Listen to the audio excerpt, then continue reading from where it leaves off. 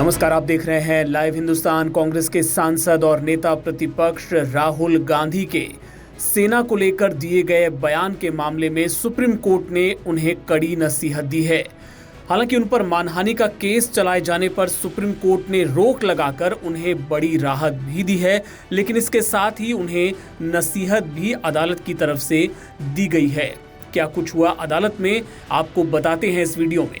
दरअसल भारत जोड़ो यात्रा के दौरान राहुल गांधी ने ऐसा दावा किया था कि सीमा पर चीनी सेना भारत के सैनिकों को मार रही है। उनके इस बयान को सेना के प्रति अपमानजनक करार दिया गया था कुछ लोगों के द्वारा, और इसी बयान के आधार पर उनके खिलाफ मानहानि का केस दायर किया गया था, जिस पर अदालत ने राहुल गांधी को राहत दी, लेकिन सख्त नसीहत देते हुए कहा कि अगर आप सच्चे भारतीय हैं तो आप ऐसी बात नहीं कह सकते। सुप्रीम कोर्ट की बेंच में शामिल जस्टिस दीपांकर दत्ता ने कहा, आपको जो भी कहना था वो संसद में क्यों नहीं कह सकते?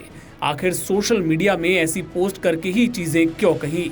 बेंच ने राहुल गांधी की ओर से पेश वकील अभिषेक मनु सिंघवी से सवाल किया, मिस्टर सिंघवी, आप बताएं कि ये जानकारी कैसे मिली है कि चीन ने भारत की 2000 वर्ग किलोमीटर की जमीन कब्जा कर ली है? क्या आप वहां पर थे? क्या आपके पास कोई सबूत है? उस जानकारी का कोई आधार है? यदि ऐसा कोई प्रमाण नहीं है तो फिर ऐसे बयान क्यों देते हैं? यदि आप सच्चे भारतीय हैं तो फिर आप ऐसा नहीं कह सकते। जब सीमा पर अशांति हो तो दोनों तरफ नुकसान होगा, कोई हैरानी की बात नहीं है।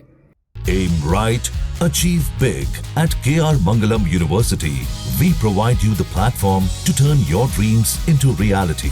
At KR Mangalam University.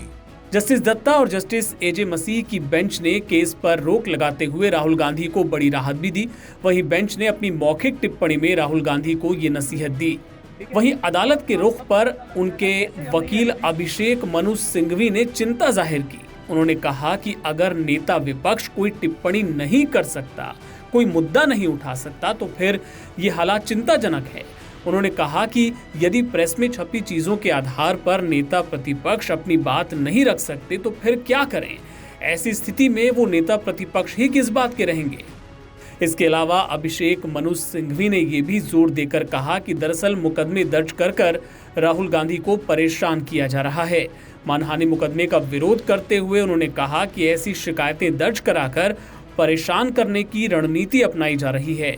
आपको बता दें कि इस मामले में इलाहाबाद हाई कोर्ट ने राहुल गांधी की अर्जी खारिज कर दी थी और केस जारी रखने को कहा था, लेकिन अब सर्वोच्च अदालत से राहुल गांधी को राहत तो मिली है, लेकिन कड़ी नसीहत के साथ मिली है। इस पर और भी अपडेट्स आपको दिखाएंगे। आप देखते रहिए लाइव हिंदुस्तान।